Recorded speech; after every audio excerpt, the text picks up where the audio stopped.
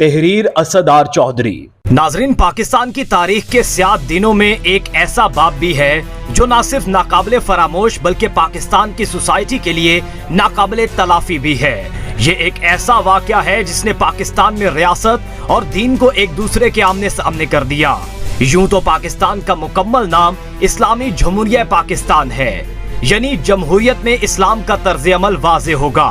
लेकिन सन 2007 में एक ऐसा वाकया रूनुमा हुआ जिसका ना तो इस्लाम से कोई ताल्लुक था और ना ही जमहूरियत से, लेकिन एक खास प्रोपेगेंडा के तहत इसको रियासत और इस्लाम के दरमियान तसादुम से जोड़ा गया। आज से 16 साल पहले पाकिस्तान के विफाकी शहर और दारुल खलाफा इस्लामाबाद में घुमसान का रंग पड़ा और इस वाक़े ने पाकिस्तान की तारीख की किताब में एक और स्याह बाब शामिल कर दिया। उसे लाल मस्जिद ऑपरेशन के नाम से याद किया जाता है। लाल मस्जिद ऑपरेशन का आगाज क्यों हुआ? लाल मस्जिद में कौन सी सरगर्मियां हो रही थीं? क्या लाल मस्जिद का मामला खून खराबे के बिना भी हल हो सकता था? अब सब सवालात के जवाबात जानने से पहले हम ये जानने की कोशिश करते हैं कि लाल मस्जिद के ऑपरेशन के पीछे कौन सी मजबूत वजूहात थीं कि रियासत को इतना बड़ा फैसला करना पड़ा। मई और जून सन 2007 में लाल मस्जिद की इंतजामिया के ज़ेरे इंतजाम चलने वाले मुख्तलिफ मदारिस के तलबा इस्लाम की तरवीज, मुल्क में इस्लामी निज़ाम के क़याम और विफाकी दारुल हुकूमत को बेहयाई से पाक करने के लिए मुतहरिक थे। ये अफराद कभी वीडियो और सीडीज की दुकानों पर रखी हुई सीडीज को आग लगाते और कभी वो शहर के मुख्तलिफ सेक्टर्स में कायम मिसाज सेंटर्स में बिला इजाजत घुसकर वहाँ पर काम करने वाले अमले को न सिर्फ तशद्दुद का निशाना बनाते बल्कि उन्हें अगवा करके अपने साथ भी ले जाते। लाल मस्जिद इंतजामिया के करता धरता यानी मौलाना अब्दुल अजीज और मौलाना अब्दुल रशीद गाजी की तरफ से ऐसे इक़दामात में मुलविस अफराद की कभी हौसला शिकनी नहीं की गई थी, क्योंकि मौलाना अब्दुल अजीज और मौलाना अब्दुल रशीद कदामत पसंद थे। उन्होंने पाकिस्तान की रियासत को चैलेंज करते हुए इसमें इस्लामी और शरई कवानीन के निफाज के लिए खुद मैदान में उतरने का फैसला किया। उन्होंने लाल मस्जिद के तवस्सुत से जो कवानीन बनाए वो ये थे: मुतवाज़ी अदालती निज़ाम। लाल मस्जिद के उलमा और तलबा ने एक मुतवाज़ी अदालती निज़ाम कायम किया जिसे काजी अदालत कहा जाता था, जहां वो इस्लामी कवानीन और इखलाकियात की अपनी तशरीह को नाफिज करने का नारा लगाते थे। वो ऐसे हुक्मनामे और फैसले जारी करते जो अक्सर पाकिस्तानी कानूनी निज़ाम से मुतसादिम होते। गैर इखलाकी कारोबार बंद। मस्जिद की क़यादत ने गैर इखलाकी सरगर्मियों जैसे जिस्म फरोशी और मौसीकी और फिल्मों की फरोख्त के खिलाफ मुहिम शुरू की। यहाँ तक कि उन्होंने तलबा के ग्रुपों को मुनज़्ज़म किया ताकि वो इन कारोबार पर छापा मारें जिन्हें वो इस्लामी उसूल की खिलाफ वर्जी समझते थे। इन कवानीन पर अमल दरामद करते हुए मदारिस के तलबा ने विफाकी शहर में हर गैर इखलाकी काम को डंडे के जोर पर बंद करवाना शुरू कर दिया। चूँकि इस्लामाबाद एक विफाकी शहर था और गैर मुल्की सिफारतकार भी यहाँ मौजूद थे, तो मदरसे के तलबा ने इनका भी लिहाज नहीं किया।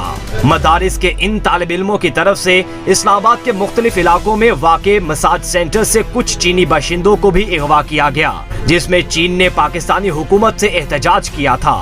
कारोबारी तबका भी मदारिस के इन तालिब इल्मों से खौफजदा था। वो या तो अपनी दुकानें खोलते ही नहीं थे और अगर ऐसा करते भी तो वक्त से पहले बंद करके चले जाते। इस्लामाबाद की पुलिस जिम्मेदारों के खिलाफ कार्रवाई करने से डरती थी और ऐसा ना करने के वजह इसे एक हसास मामला करार देती थी। पुलिस ने जब कार्रवाई करने के लिए लाल मस्जिद जाकर इन तलबा को गिरफ्तार करने की कोशिश की तो मुल्जिमान ने इन पुलिस एहलकारों को ना सिर्फ ज़दोकोब किया बल्कि उन्हें यरगामाल भी बना लिया, जिसके बाद उस वक्त के डिप्टी कमिश्नर चौधरी मोहम्मद अली ने अपना असर व रसूख इस्तेमाल करते हुए इन पुलिस एहलकारों को इनके चुंगल से आजाद करवाया। रिहाई से पहले कुछ मुसल्लह अफराद ने इस इमारत को भी आग लगा दी थी जिसमें इन पुलिस एहलकारों को यरगामाल बनाकर रखा गया था। हुकूमत इस सारे मामलात को क्यों तूल दे रही थी ये समझ से बालातर था, क्योंकि ना ही इन शरपसंद अनासिर के खिलाफ कार्रवाई की जा रही थी और ना ही इनके साथ मसलहत का कोई रास्ता निकाला जा रहा था। इस सारे मामले पर हुकूमत और रियासत की पुरइसरार खामोशी पूरे मुल्क के लिए तशवीश का बायस थी। लेकिन फिर वो हुआ जो पाकिस्तान के हर इंतजामी इदारे पर सवाल छोड़ गया। हुकूमत ने लाल मस्जिद पर ऑपरेशन करने का फैसला किया और इसके लिए एक मजबूत रिट तैयार की गई। इस रिट में ये मुहरकात रखे गए कि लाल मस्जिद के अस्करियत पसंद ग्रुपों से ताल्लुकात थे और इसके रहनुमा अस्करियत पसंदों को पनाह दे रहे थे। मस्जिद की क़यादत ने खुलकर मुख्तलिफ जहादी असबाब और शख्सियात की हिमायत का इजहार किया है। लाल मस्जिद की इंतजामिया खवातीन का एक मदरसा भी चला रही है, जहां खवातीन को कदामत पसंद मजहबी ख्यालात की तरबियत दी जाती है। बाज़ौक़ात उन्हें सिविल नाफरमानी की कार्रवाइयों में भी मुलव्विस होने की तरगीब दी जाती थी। लाल मस्जिद के तलबा की जानिब से चीनी शहरियों को अगवा करने का इल्जाम लगाकर केस को मजीद मजबूत किया गया और ये कहा गया कि इस अमल से पाकिस्तान के चीन के साथ ताल्लुकात खराब हुए और बैनुल अक़वामी सतह पर पाकिस्तान की बदनामी हो रही है।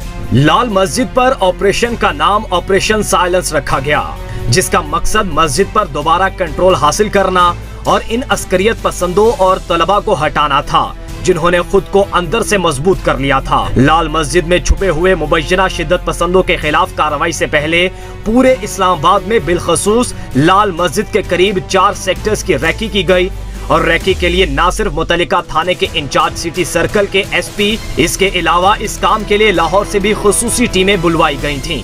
इसके अलावा 120 स्पेशल गाड़ियां भी लाहौर से मंगवाई गई थीं। इस्लामाबाद पुलिस ने रैकी का काम मुकम्मल करके कार्रवाई के लिए लाल मस्जिद से कुछ फासले पर मुख्तलिफ मकामात पर मोर्चे भी बनाए थे। ताहम लाल मस्जिद में छुपे हुए लोगों को इन मोर्चों के बारे में मालूम हो गया था, जिसके बाद इन मोर्चों में किसी पुलिस एहलकार को नहीं भेजा गया। पुलिस ने पहले अपनी मदद के लिए रेंजर्स को तलब किया था, लेकिन जब लाल मस्जिद की तरफ से होने वाली फायरिंग के नतीजे में एक रेंजर्स एहलकार हलाक हुआ तो इसके बाद फौज को बुलाना नागुज़ीर हो गया था। ऑपरेशन शुरू होने से पहले लाल मस्जिद की तरफ जाने वाले तमाम रास्तों को खारदार तारे लगाकर सील कर दिया गया और इन करीबी इलाकों में रहने वाले अफराद को कुछ दिनों का राशन इकट्ठा करने और घरों से ना निकलने का हुक्म दिया गया था। लाल मस्जिद के करीब स्कूल और सरकारी इमारतों पर स्पेशल सर्विसेज ग्रुप के कमांडोज और माहिर निशानाबाज को तैनात किया गया था, जबकि इस ऑपरेशन के लिए 111 ब्रिगेड से 3 यूनिट्स बुलाए गए थे। ये फौजी ऑपरेशन 3 जुलाई से शुरू हुआ और 10 जुलाई को खत्म किया गया। इस ऑपरेशन के दौरान फौज के एक लेफ्टिनेंट कर्नल हारून शहीद हुए, जबकि इस ऑपरेशन के दौरान लाल मस्जिद में हलाक होने वालों से मुतालिक मुख्तलिफ कयास आराइयां की जाती हैं।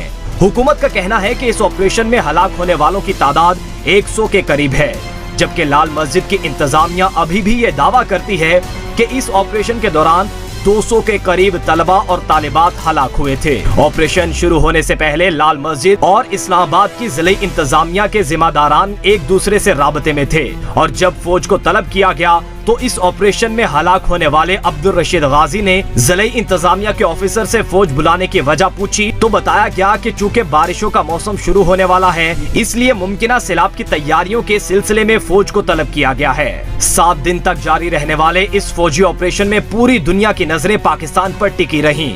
मदरसे के अंदर से मुजाहमत पर फौजी ऑपरेशन में तेजी आई और मुतअद्दिद तलबा और तालिबात को मार दिया गया। लाल मस्जिद ऑपरेशन के मरकजी किरदार मौलाना अब्दुल अजीज ने मदरसे के तालिब इल्मों की तरफ से दीने इस्लाम की तरवीज और फहाशी के खिलाफ किए जाने वाले इक़दामात को ऑपरेशन की वजह करार नहीं दिया, बल्कि इनके बकौल इनके खिलाफ ऑपरेशन अफगान जहाद की हिमायत करने की बिना पर किया गया।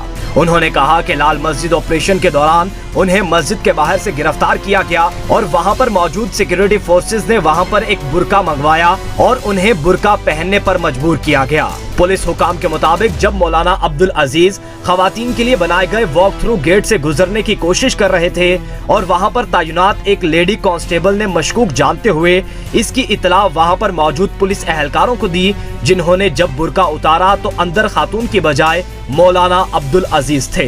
बाज हलकों में अब भी कहा जाता है कि परवेज मुशर्रफ अगर चाहते तो ये मामला बातचीत से भी हल हो सकता था, लेकिन चूंकि एक फौजी और मार्शल लॉ हुकूमत टेबल टॉक से ज्यादा बंदूक की जुबान को अहमियत देती है, तो इस ऑपरेशन में फौज की मुदाखलत शामिल होना इस बात की सबूत थी कि फैसला पहले ही हो चुका था।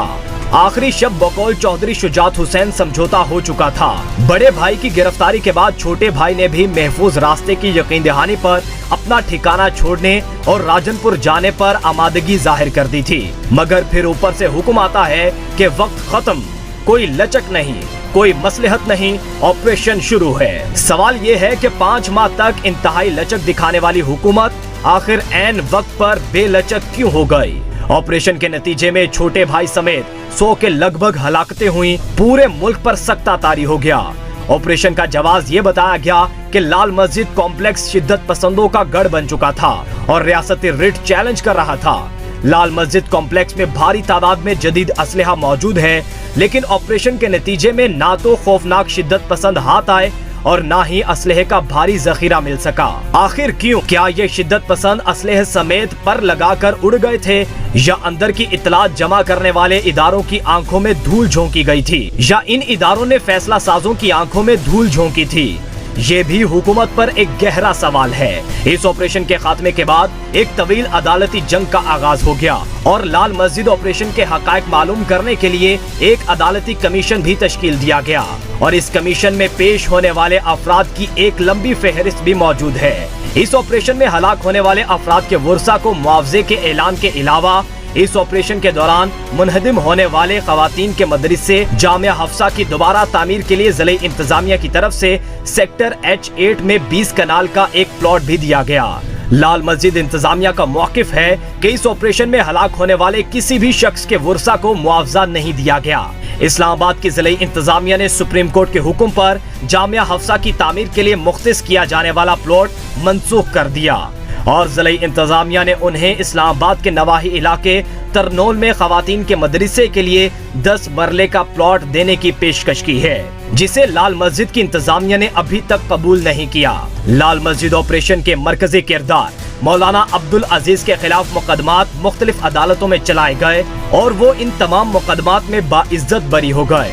नाजरीन, लाल मस्जिद के ऑपरेशन पर आज भी लोगों में मुतजाद राय देखने में आती है, मगर ये बात तो तय है कि इस ऑपरेशन ने पाकिस्तान की सालमियत और इसके सिक्योरिटी इदारों पर मुतअद्दिद सवाल छोड़े हैं, जिनके जवाबात अब तक नहीं मिल सके हैं।